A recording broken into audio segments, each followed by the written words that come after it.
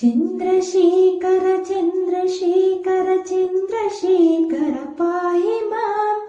चन्द्रशेखर चन्द्रशेखर चन्द्रशेखर रक्ष माम् रत्नसानुसरासनं रजताद्रिशृङ्गनिकेतनं सिञ्चिनीकृतपन्नगेश्वरमुच्यतानलसायकम् क्षिप्रदग्धपुरत्रयं त्रिदिवालहेरभिविन्दितं चन्द्रशेखरमाश्रये मम किं करिष्यति वैयहम् पञ्चपादपपुष्पगन्धपदाम्बुजद्वयशोभितं फाललोचनजातपावकदग्धमन्मथविग्रहम् भस्मदिग्धकळेम्बर भवनाशनं भवभव्यवम् चन्द्रशेखरमाश्रये मम किं करिष्यति वैयमम् मत्तवारणमुख्य चर्मकृतोत्तरीया मनोहरम् पङ्कजासन पद्मलोचन पूजिताङ्घ्रि सरोरुहम् देवसिन्धुतरङ्गशिखर सिक्तशुभ्रजटाधरम् चन्द्रशेखरमाश्रये मम किं करिष्यति वैयमम् यक्षराजसकम्भगक्षरम्भुजङ्गविभूषणम् शैलराजसुतापरिष्कृतचारुवामाकळेम्बरम् श्वेडनीलगणं परस्वतधारिणीं मृगधारिणम् चन्द्रशेखरमाश्रये मम किं करिष्यति वैयमम् कुण्डलीकृतकुण्डलेश्वरकुण्डलं वृषवाहनं नारदादिमुनीश्वरस्तुतवैभवं भुवनेश्वरम् अन्धकान्तकमाश्रिता परमापादपं शमनान्तकम् चन्द्रशेखरमाश्रये मम किं करिष्यति वैयमम् भेषजम्बवरोहिणमखिलापदापहारिणीं दक्षयज्ञविनाशनं त्रिगुणात्मकं त्रिलोचनम् भुक्तिमुक्तिफलाप्रदं सकलागसङ्गनिर्वहणं चन्द्रशेखरमाश्रये मम किं करिष्यति वैयमम् भक्तवत्सलामर्चितं निधिमक्षयं हरिदम्बरं सर्वभूतपतिं परात्परं प्रमेयमनुत्तमम् सोमवारुणबहुताशन सोमपानिनिकालीकृतिं चन्द्रशेखरमाश्रये मम किं करिष्यति वैयमम् विश्वसृष्टिविदाहिनं पुनरेव पालन तत्परं संहरन्तमपि प्रपञ्चमशेषलोकनिवानिसम् क्रीडयन्तमहर्निशं गणनाथयूता समन्वितं चन्द्रशेखरमाश्रये मम किं करिष्यति वैयमम् मृत्युभीता मृकण्डसूनुकृतस्तवं शिवसन्निधं यत्र कुत्र चाहायः पठेन्नहि तस्य मृत्युभयं भवेत् पूर्णमायुरारोगतमाखिलार्ता सम्पदामादरम्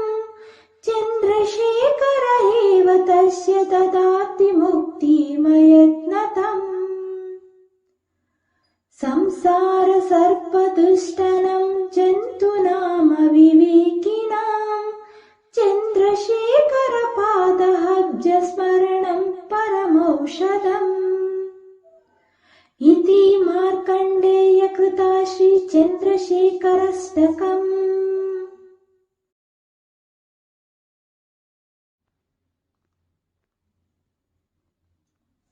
चन्द्रशेखर चन्द्रशेखर चन्द्रशेखर पाहि माम्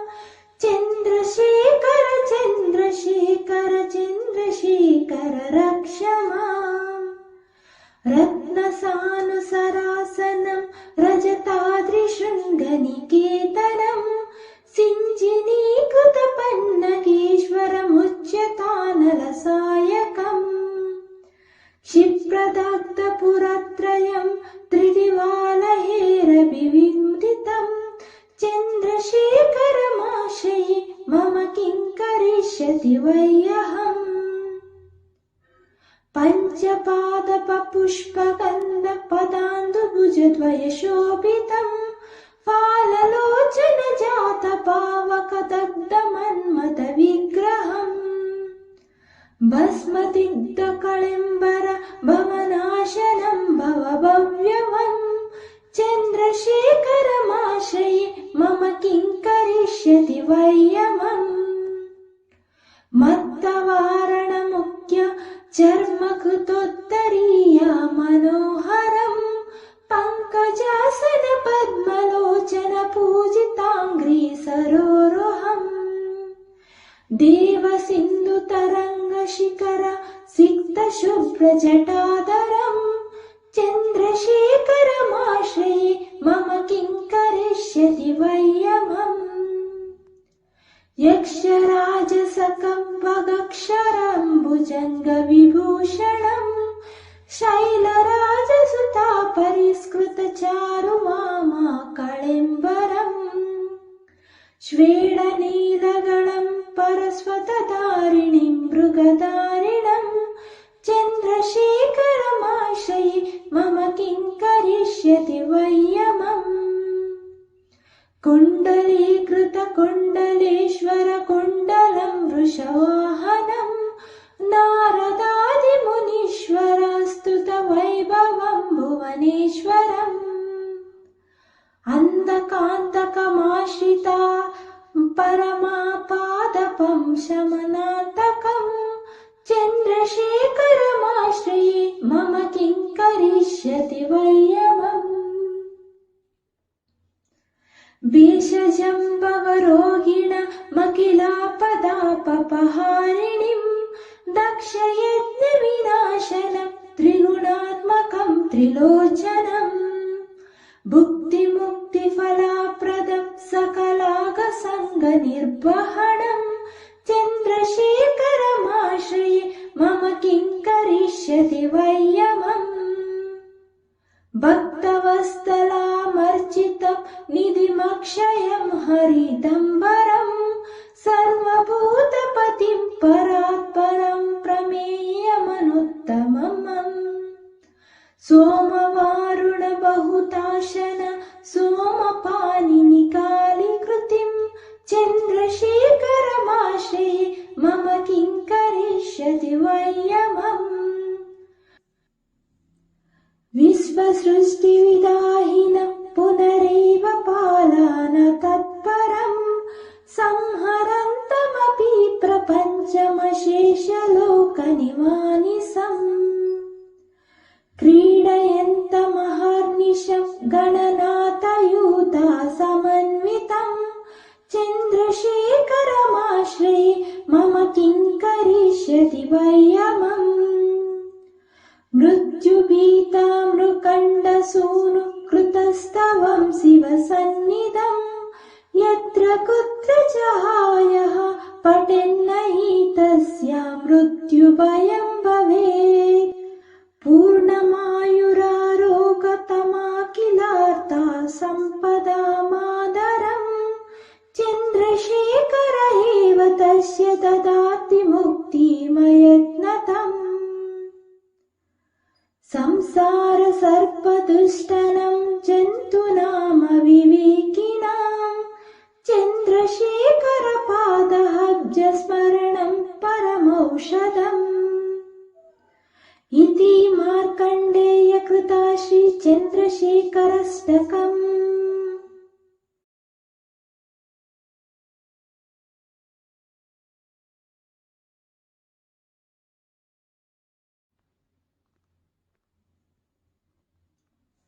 चन्द्रशेखर चन्द्रशेखर चन्द्रशेखर पाहि माम्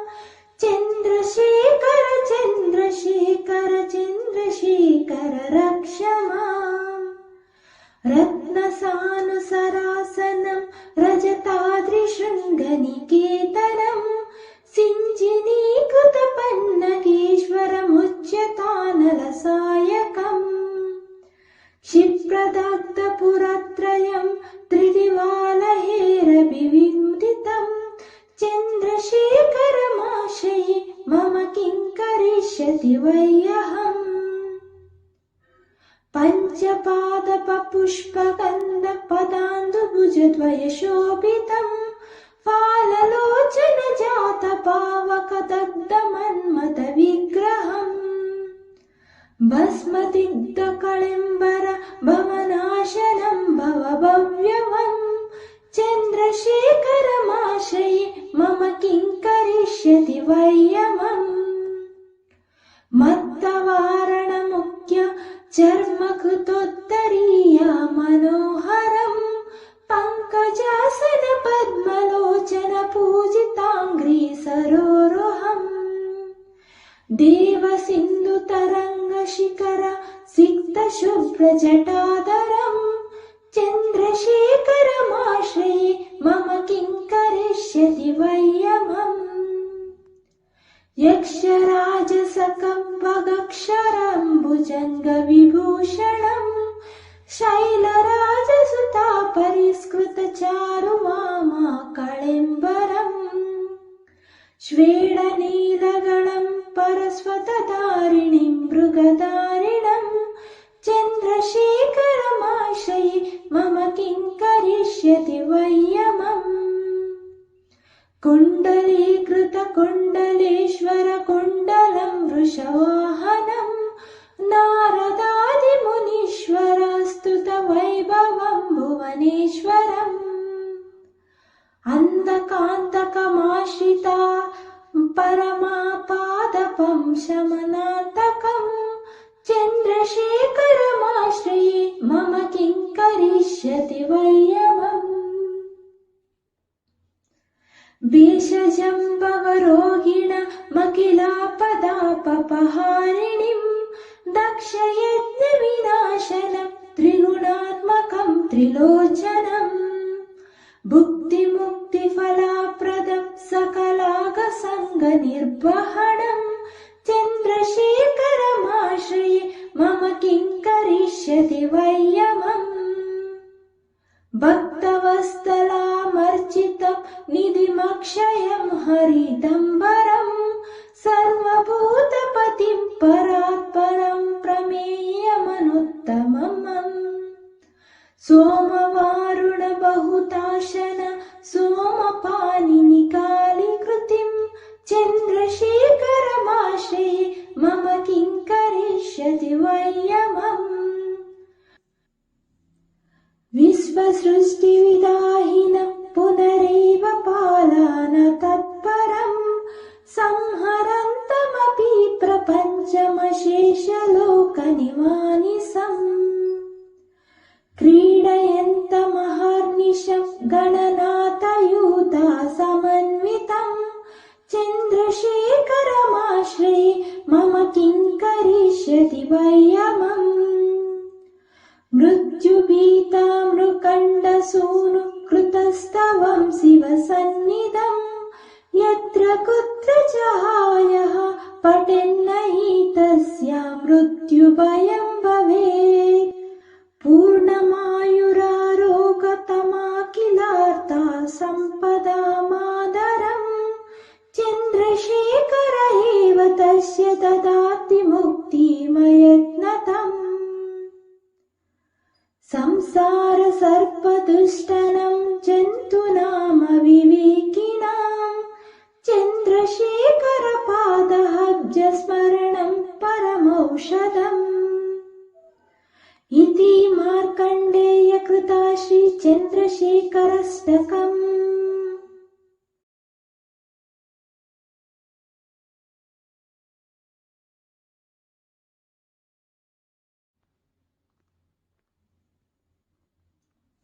चन्द्रशेखर चन्द्रशेखर चन्द्रशेखर पाहि माम् चन्द्रशेखर चन्द्रशेखर चन्द्रशेखर रक्ष माम् रत्नसानुसरासनम् रजताद्रिशृङ्गनिकेतनम् सिञ्चिनीकृतपन्नगेश्वरमुच्यतानलसायकम् क्षिप्रदग्धपुरत्रयम् त्रिदिवालहेरभिविन्दितम् चन्द्रशेखरमाश्रये मम किं करिष्यति वय्यहम् पञ्चपादपपुष्पगन्धपदाम्बुजद्वयशोभितम् फाललोचनजातपावकदग्धमन्मथविग्रहम् भस्मदिग्धकळिम्बर भवनाशनम् भवभव्यवम् चन्द्रशेखरमाश्रये मम किं करिष्यति वय्यमम् मत्तवारणमुख्य चर्मकृतोत्तरीया मनोहरम् पङ्कजासन पद्मलोचन पूजिताङ्घ्रि सरोरुहम् देवसिन्धुतरङ्गशिखर सिक्तशुभ्रजटाधरम् चन्द्रशेखरमाश्रये मम किं करिष्यति वय्यमम् यक्षराजसकम्भगक्षरम्भुजङ्गविभूषणम् शैलराजसुता परिष्कृतचारुवामाकळिम्बरम् श्वेडनीलगणम् परस्वतधारिणीम् मृगधारिणम् चन्द्रशेखरमाश्रये मम किं करिष्यति वय्यमम् कुण्डलीकृतकुण्डलेश्वरकुण्डलम् वृषवाहनम् नारदादिमुनीश्वरस्तुतवैभवम् भुवनेश्वरम् अन्धकान्तकमाश्रिता परमापादपम् शमनान्तकम् चन्द्रशेखरमाश्रये मम किं करिष्यति वय्यमम् भेषजम्बवरोगिणमखिलापदापहारिणीम् दक्षयज्ञविनाशनम् त्रिगुणात्मकम् त्रिलोचनम् भुक्तिमुक्तिफलाप्रदम् सकलागसङ्गनिर्वहणम् चन्द्रशेखरमाश्रये मम किं करिष्यति वय्यमम् भक्तवत्सलामर्चितम् निधिमक्षयम् हरिदम्बरम् सर्वभूतपतिम् परात्परम् प्रमेयमनुत्तमम् सोमवारुणबहुताशन सोमपानिनिकालिकृतिम् चन्द्रशेखरमाश्रये मम किं करिष्यति वय्यमम् विश्वसृष्टिविदाहिनम् पुनरेव पालन तत्परम् संहरन्तमपि प्रपञ्चमशेषलोकनिमानिसम् क्रीडयन्तमहर्निशम् गणनाथयूता समन्वितम् चन्द्रशेखरमाश्रये मम किं करिष्यति वय्यमम् मृत्युभीता मृकण्डसूनु कृतस्तवम् शिवसन्निधम् यत्र कुत्र च हायः पठेन्नहि तस्य मृत्युभयम् भवेत् पूर्णमायुरारोगतमाखिलार्ता सम्पदामादरम्